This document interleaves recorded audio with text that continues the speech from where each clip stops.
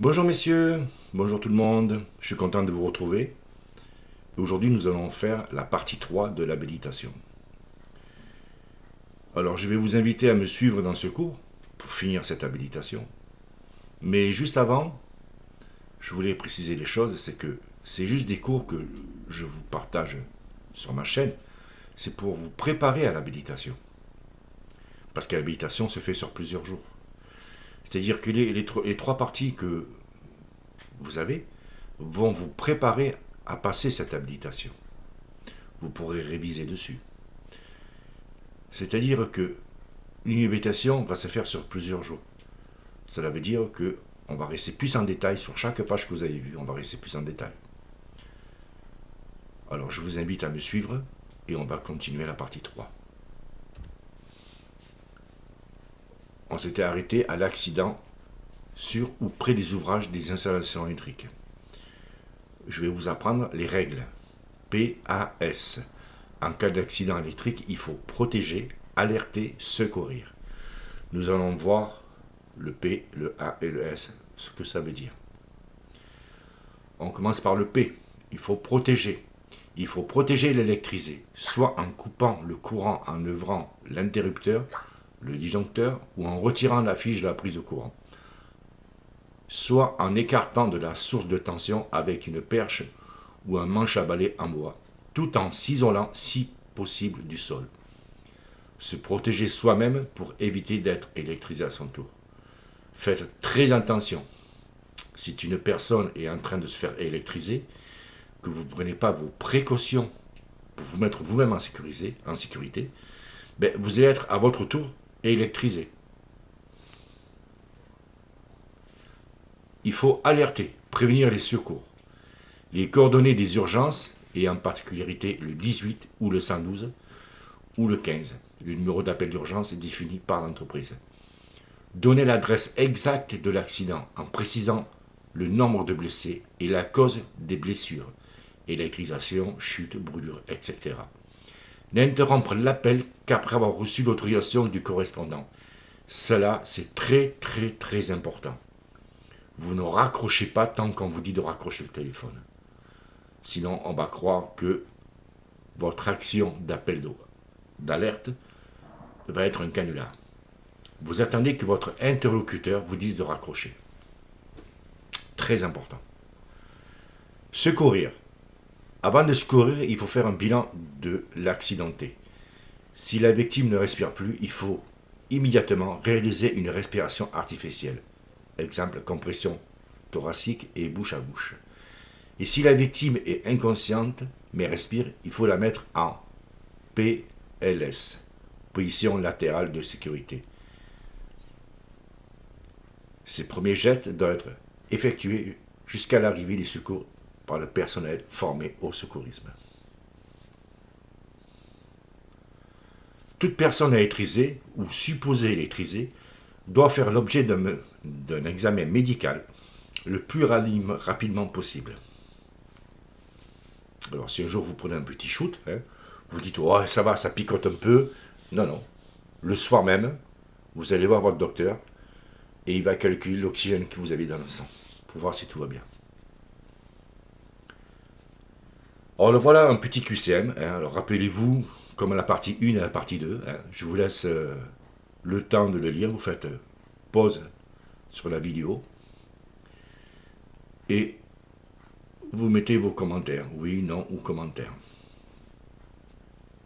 Nous allons passer au corrigé. Voilà les corrigés. Avant toute intervention ou travail électrique, il faut connaître les conduites à tenir en cas d'accident propre à l'établissement. Lors d'un accident, ce sont un ouvrage électrique, il faut mettre si possible l'installation hors tension. Je vous laisse regarder.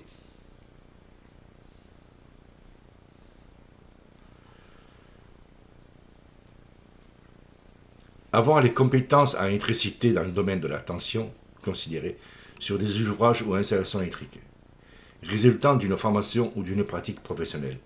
Différencier les grandeurs électriques telles que courant, tension, puissance, alternatif et continu. Identifier les dispositifs de protection contre les contacts directs et indirects. Lire un schéma électrique pour connaître les matériels à partir de lequel de leurs symboles. Alors, vous avez vu que sur l'habitation, nous allons avoir des épreuves théoriques et des épreuves pratiques. Là, nous sommes sur des épreuves théoriques. Ça sera donner les noms et les limites de différents domaines de tension, citer les zones environnement et donner leurs limites. On aura le cours tout à l'heure.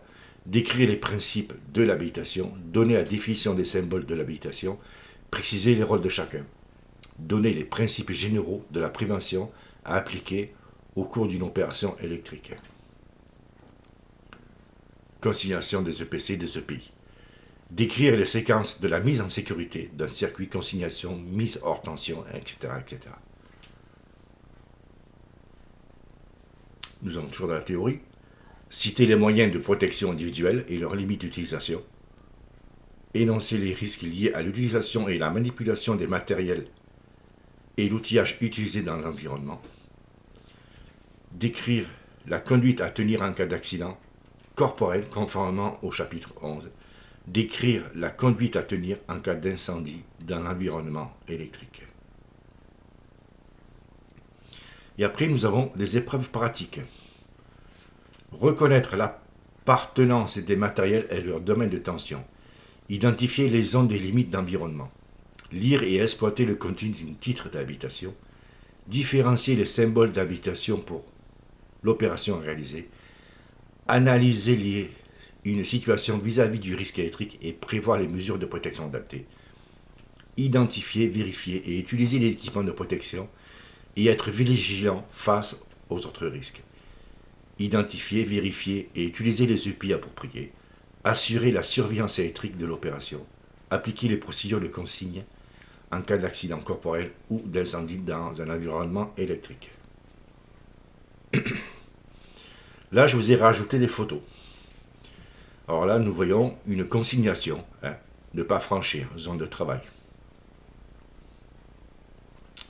Là, c'est la même chose. Là, nous sommes dans un gros transformateur.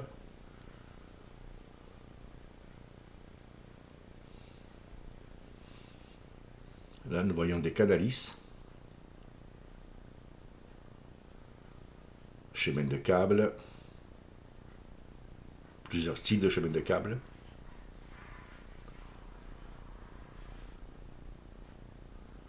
Et là, nous avons une enveloppe de protection. Une nappe. Vous voyez, cette personne est en train de travailler sous tension au voisinage. C'est-à-dire qu'il s'est protégé lui-même. Vous voyez, porter les EPI. Vous voyez la nappe de protection. Ça, on le fera en pratique. Vous allez apprendre également à délimiter une zone. Une zone à risque. Elle s'effectue au moyen de bornes, chaînes, panneaux, pancartes. On va s'arrêter un peu là-dessus. Je vais vous dire une chose. C'est-à-dire, quand vous allez travailler là-dedans, dans cette zone-là, elle est à vous, cette zone-là. Vous êtes responsable de cette zone. C'est-à-dire que toutes personnes qui vont entrer dans cette zone doivent être habilitées. Juridiquement, vous êtes responsable. S'il y a un accident dans cette zone, ce sera vous le responsable. Alors, si vous avez quelqu'un qui veut rentrer dans cette zone, que ce soit votre PDG, votre patron, et qui n'a pas les EPI, moi, je vous conseille de tout refermer, de remplir le dossier en disant que vous avez déconsigné. Et la personne pourra rentrer dans cette zone. S'il vous manque des outils, par exemple, et que vous devez aller dans votre véhicule récupérer des outils de mesurage, par exemple, aidez-vous de quelqu'un pour aller chercher votre outil. Ne quittez jamais la zone quand c'est ouvert. La zone est très dangereuse. Vous êtes responsable de cette zone.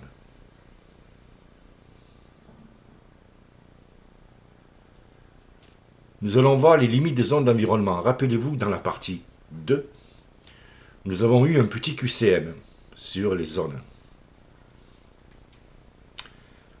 Alors, on va rentrer dans le détail. On va détailler cette page. Alors ici, nous avons les domaines de tension. De 0 à 1000, de 1000 à 52 000 et ainsi de suite. Tout ça, c'est de la haute tension. Nous, ce qui nous correspond, c'est du 0 à 1000. Ici, nous avons la distance. La partie bleue, on appelle ça un champ libre. La partie verte, c'est DLVS. Distance limite, voisinage simple. Et je vous ai dit que ici, c'était notre zone à nous. Et après la DLVS, nous rentrons, nous, dans notre zone 4. Elle est de 30 cm du fond du tableau ou de l'armoire à 30 cm. C'est la DMA. On peut aussi l'appeler la DLVR. Distance et limite de voisinage renforcée. La DMA, elle fait partie de la basse tension, de 0 à 1000. Vous voyez que la DMA, dès qu'on dépasse la haute tension, la DMA, eh ben, elle est à partir de 60 ici. Dès qu'on monte en domaine de tension, en haute tension, très haute tension, la DMA ici, elle commence à 3 mètres. Eh ben, c'est-à-dire que quand vous rentrez par ici, vous avez plusieurs questions à vous poser. Est-ce que j'ai le droit de rentrer, premièrement? Est-ce que mon habitation me donne le droit? Est-ce que je dois être accompagné? Arrivé dans la zone 1, distance et limite de voisinage simple, là, vous devez commencer à porter vos EPI. Et dans la DLVR ou DMA, c'est la même chose, là, vous devez porter tous les EPI nécessaires. On va passer à l'autre tableau.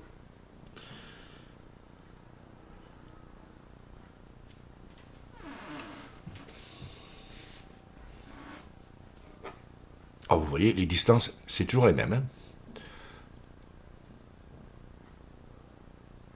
Distance limite d'un local ou d'une clôture, dès qu'on avance, de 0 à 1000, nous sommes toujours à 30 cm de la DMA. C'est-à-dire que la DMA, à partir du mur d'ici, vous avancez, elle fait 30 cm. Le fond de l'armoire ou le fond du tableau jusqu'à 30 cm, c'est la DMA. La distance minimale d'approche. On peut l'appeler aussi la DLVR. C'est dans cette zone-là que nous allons trouver des PNST, des pièces nues sous tension. Au-delà de 30 cm, nous sommes dans la DLVS, distance et limite de voisinage simple.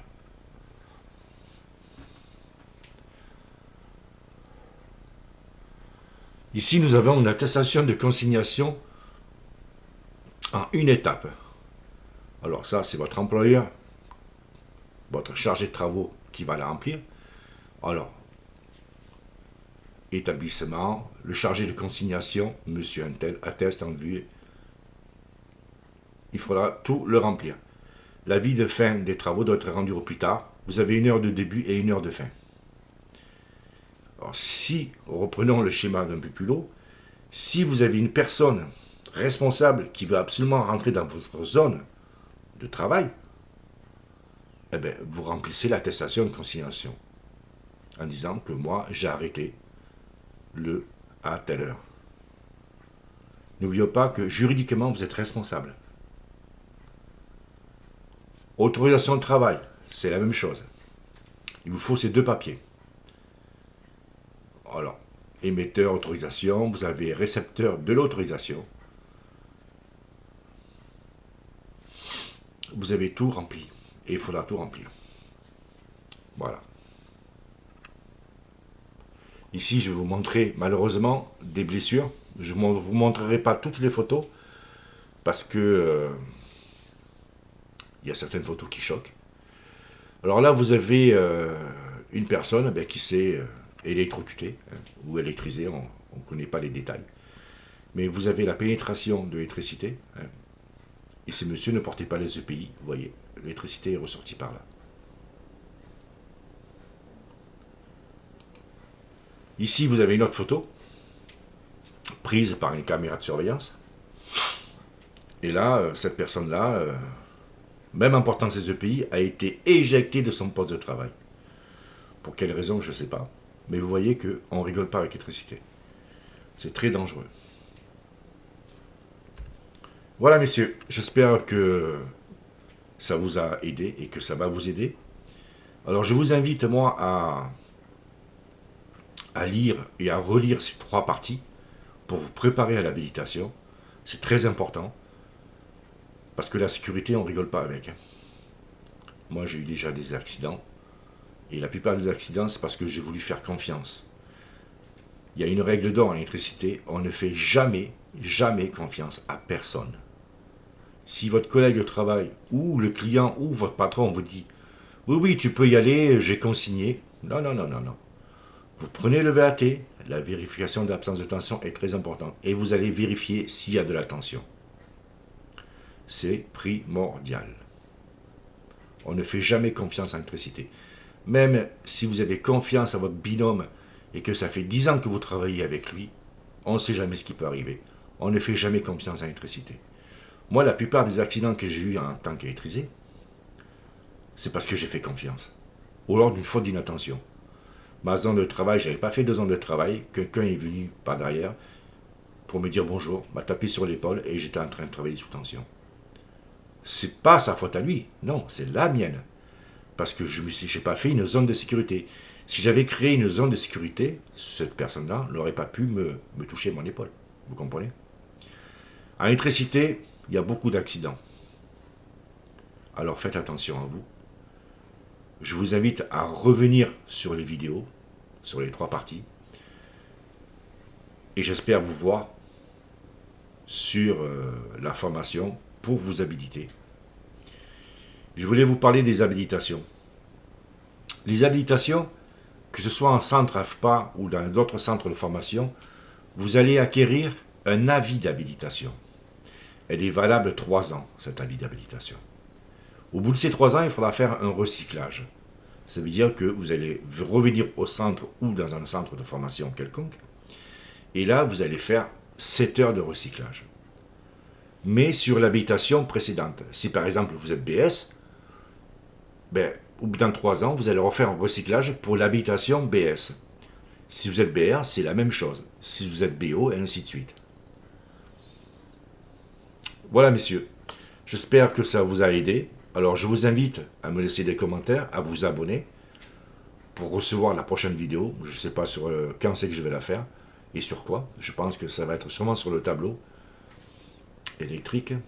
Parce que là, avec mes stagiaires, ça fait plus de 2 mois qu'ils sont là. Et on va commencer le tertiaire. Alors, il y aura les alarmes incendie, alarmes intrusion, il y aura beaucoup de choses. Et je le partagerai sur la chaîne. Voilà, alors je vous dis à bientôt. N'hésitez pas à me laisser des commentaires, à vous abonner. Ça va m'encourager. Je vous dis au revoir.